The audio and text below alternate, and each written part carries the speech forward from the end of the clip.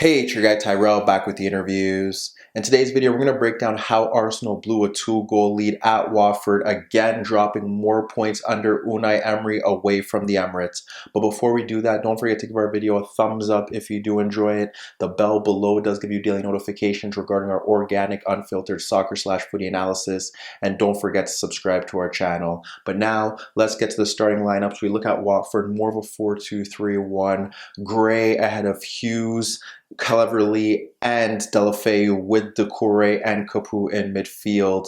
Then we move to Arsenal, more of a 4-3-1-2 with Pepe and Aubameyang ahead of Ozil, and in midfield and with Ceballos, Xhaka and Guendouzi. So now let's get to the first half and see how Arsenal started the match well and went into halftime up 2-0. So when we break down Arsenal against Watford, we have to look at the good of Arsenal first because they did race out to a 2-goal lead in the opening 45 minutes. They chose to use a midfield diamond here, and a lot of questions, like the game where they lost to Liverpool, is why did they use the diamond? First off, when you think about it, because they have the diamond, the shuttlers are responsible for Femenia and Holebas pushing forward. So perhaps if they get the fullbacks higher, that does create space for Pepe and Aubameyang to break into, and they could be devastating, especially in 1v1s against Kabasele or Dawson. The second idea as to why perhaps they play a midfield diamond is the fact that Watford does have a very destructive and physical center midfield trio with Cleverley combined with Doucouré and Capoue. So here you have a 4v3 in midfield with Ozil floating, and that ensures that with Ozil floating, one of Doucouré and Capoue have to step to him. So if one of them do step to him, that leaves 3v2 in midfield, and there they can be able to dominate the center of the pitch, and that was Unai Emery's initial plan there. And we saw that on a few occasions where they were able to build from the back. Ozil really struggled to get into the game because of Watford's shape, because when Watford didn't have the ball, they would drop off into two banks of four. You'd have either Cleverley or Deulofeu up there with Gray. And what happens here is that Ozil would often have to drop off in between the midfield, ahead of the midfield bank to get on the ball rather than get it between the lines. And they really only enjoyed play when they had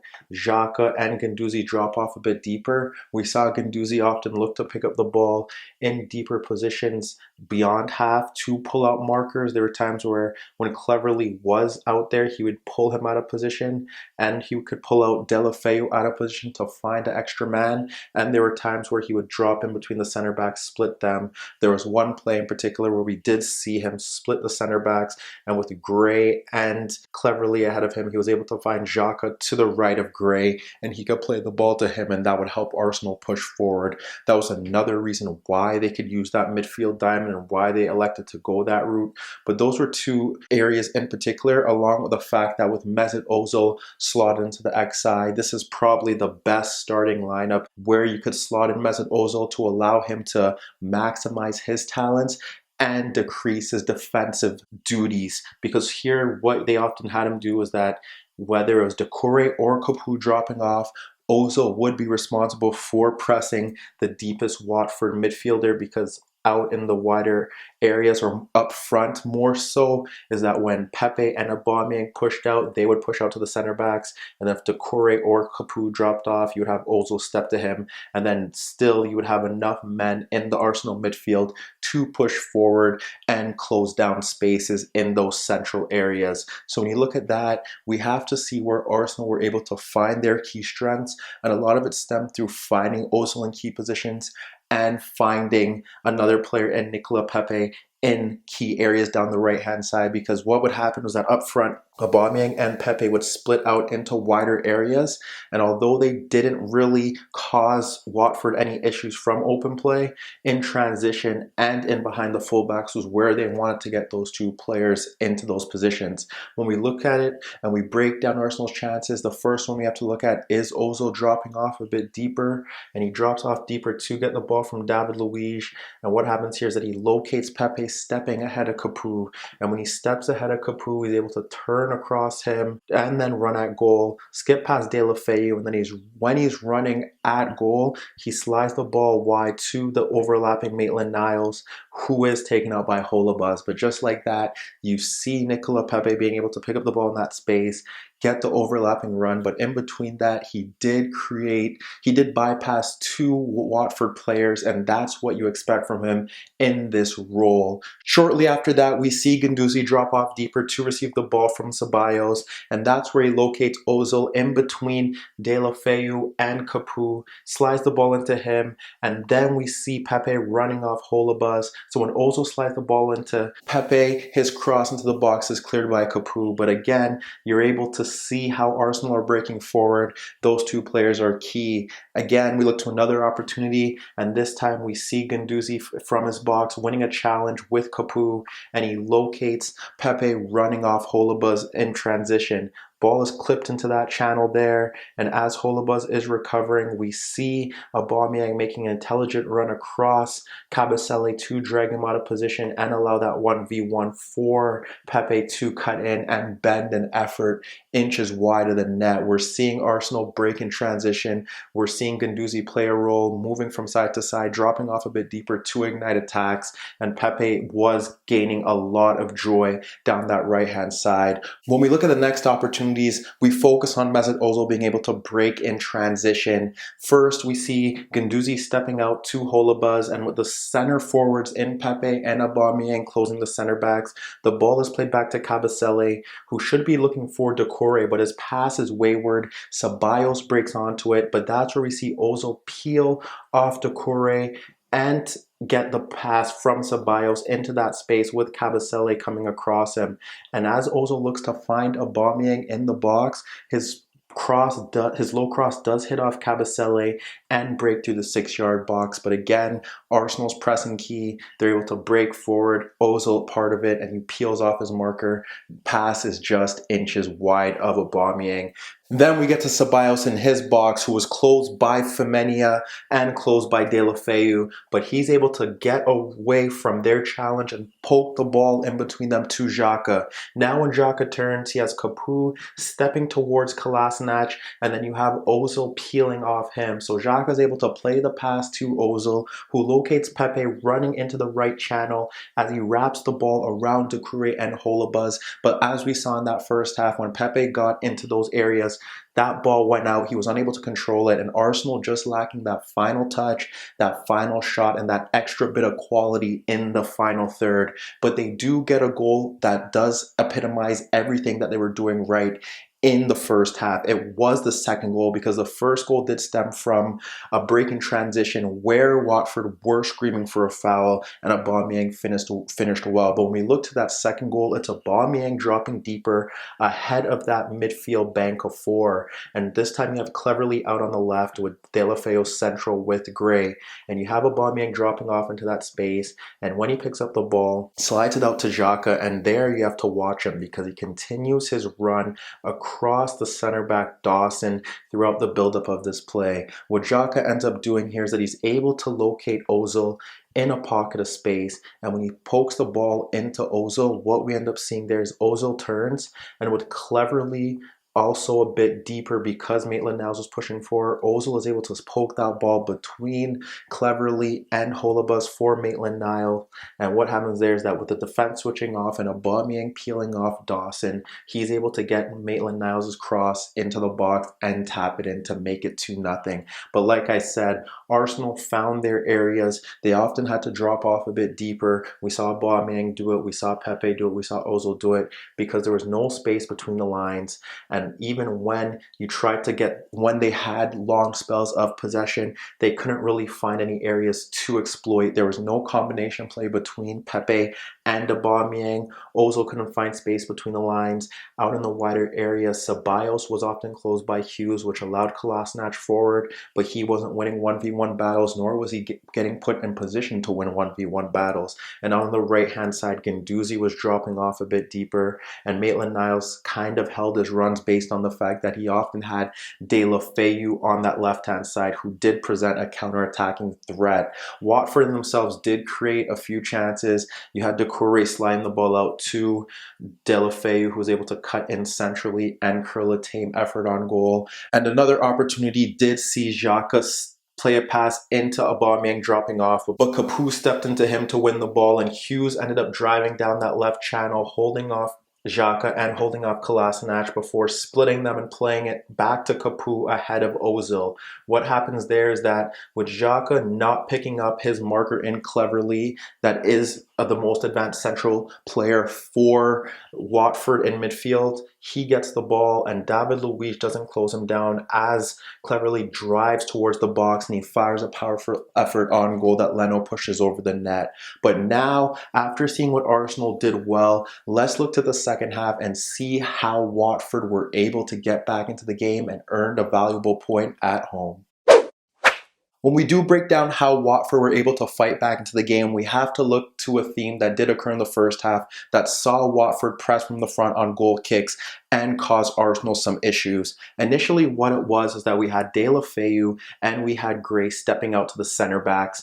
Out with Xhaka dropping off in between them, you would have Cleverley, who was the most advanced midfielder, stepping to him, and then you have Capoue in an interesting position because he would stick to Guendouzi, who liked to drop off a bit deeper. But if the ball got shifted out to Maitland-Niles, what we would see is that he would push out into that zone and you'd see Cleverley drop off into space to ensure that Guendouzi couldn't get on the ball. We saw that on one occasion where Socrates did get the ball, Deulofeu pressed him, the ball got shifted out to Maitland-Niles, and we saw Capoue make that dart in towards him, and then we saw Nicola Pepe drop off into that space where he was closed down by Holebas. Nothing wrong with that. You're not always going to break down the opposition when you play out of the back, but you just ensure that you don't encounter any danger there.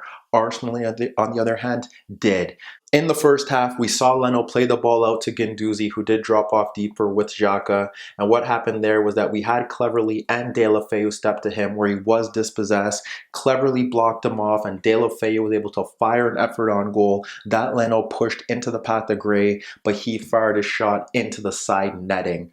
At the start of the second half, we saw Arsenal play with more danger, however. We had the ball rolled out to Socrates, who was closed by Deulofeu, and he slid it out to Maitland-Niles, who was closed by Capoue. When Guendouzi makes the run over, Cleverley tracks him, and what happens there is that he's closed by Cleverley, but Deulofeu also drops in, and he ends up playing the ball back into the box, into the path of Gray. His first touch is good, but we do see Xhaka get across to clear his lines. But Arsenal trying to consistently play out of the back, and they were encountering issues here, and Watford were forcing them into areas that nearly led to goal-scoring opportunities. The other route that they did take on certain occasions was that they would just have Leno touch the ball into the path of David Luiz and have him play balls long, but neither Pepe or Aubameyang were winning aerial duels, and Arsenal weren't successfully pushing their players up the pitch, and that was a big problem, which is perhaps why they consistently tried to play out of the back, but it led to issues, and essentially it led to Watford's fight back. When we look to the build-up to their first goal, it's simple. We have Leno play the ball out to Socrates, who is closed by Deulofeu, and as Deulofeu is about to step, we do have Cleverley closer to Guendouzi because Xhaka was positioned a bit higher, and when that pass is played into the path of Guendouzi, Deulofeu gets a foot in and it falls to Cleverley, who from point blank range fires a powerful effort past Leno. Arsenal were warned on several occasions here in the first half and the start of the second half, and Watford were able to get back into the game by the same mistake they were consistently making. When we continue into the second half, we did see some elements of Watford kind of figuring out where they were looking to exploit Arsenal's weaknesses. When we looked to it, they were sliding the ball out more so to Deulofeu. They couldn't really play through Gray because he, for all his abilities to break in behind the defense with his speed, he's often better when he plays behind a target man or a physical presence in Troy Deeney. So they couldn't really get him to play in behind David Luiz or Socrates, but here they were able to switch the ball out to Deulofeu to get into 1v1 situations with Maitland-Niles, and often what he was doing was trying to cut in and curl efforts on goal. There's one time where he cut in, curled it on right at Leno. Shortly after that, he did curl an effort inches wider than that, but that is where they were finding their joy down the left-hand side. Essentially, they did have to make a substitution, and they did replace Gray with Sarr, who offered more of a physical presence up front, able to hold the ball up a bit, but still everything was based around Deulofeu. When we look to one of Watford's better chances in that second half, it stems through Holebas in a narrow position, and with him narrow, that means Deulofeu does adopt a wider position, and with Guendouzi and Maitland-Niles ahead of Holebas, he's able to play the ball into Cleverley, who makes an intelligent run across Socrates. So when he makes that run across Socrates, what happens there is that he drops the ball back out to Deulofeu, who ends up walking towards Guendouzi and playing the ball between his legs, and with Socrates out of position, he's able to fire that pass into the path of Sarr ahead of David Luiz, who takes the ball around him on the outside and is able to fire a shot that should beat the keeper, but it doesn't. And like I said, that is how they were finding their routes to goal. They ended up bringing on Pereyra, moving him out to the right-hand side for Hughes. And what you saw there now is that they have two direct runners from the wider positions that are able to push forward, and they did sacrifice a man in midfield to do that, but here they weren't having any issues because Arsenal were being dropped deeper and deeper, and they didn't have any solutions for Deulofeu. Arsenal tried to make some changes. They brought on Tyrrell for Guendouzi. Willock and Nelson also came on for Ozil and Ceballos, and Arsenal became more of a 4-2-3-1 that essentially was a 4-5-1 without the ball, with Willock a bit higher in the center. But what happened here is that they were still getting the balls out into the wider areas for Deulofeu. We had Cleverley slide it out to him, and Deulofeu was able to cut in on Maitland-Niles. You did have Pereyra there with Holebas looking to break forward, and Xhaka tracking the dart from Doucouré into that channel, but he was still able to cut in and bend his effort inches wide of the net. Arsenal looked a bit more assured without the ball, but when they tried to break forward with all that speed, they lacked the quality that they did replace in the final third, and that was the biggest problem here, because there were two opportunities that eventually summed up the game. We had one chance where we saw the ball dropped off to Pereyra from a deeper position, and he split Capoue and Deulofeu to find Pepe in that wider, narrow role ahead of Kabasele. And what happens there was that he's able to cut out, or cut central, then cut into half space. And although his shot was blocked, what happened was that with the blocked shot, it fell into the path of Pereyra, who did fire a powerful effort on goal that was pushed away. But shortly after that, Watford were able to break, and the main talking point here was that Doucouré was able to slide the ball out into the path of his marker in Pereyra, and Pereyra, the substitute, was able to break forward, and with Janmaat making the overlapping run, he was able to cut in on David Luiz and be fouled in the box, and eventually he converted the penalty. Watford did have two great opportunities towards the end of the game to claim all 3 points. Deulofeu bending an effort inches wide of the net, and Doucouré combining with Sarr to break free on goal, but just not having enough composure to beat Leno from point blank range. But when you break down the game as a whole, Arsenal not that great from open play. A lot of people will question the manner in which they set up the team, and that goes down to Unai Emery, but they were up 2-0, and going into the second half, the same issues that they encountered in the first half, building out of the back, came to harm them. They were unable to slow down Deulofeu, and ultimately they didn't pose any attacking threat to Foster, and that is why and how Watford were able to come back into the game and claim a valuable point. But let me know what you guys think. Does Unai Emery deserve blame for Arsenal's drop points? And does this put pressure on the Gunners following another poor result away from home? And what about Watford? Can this point kickstart their season and help them move into the top half of the Premier League table? Meet me in the comments below. Don't forget I upload videos every day, and don't forget to subscribe to my channel. If you like this video, give it a thumbs up. And that was your daily dose of the interviews.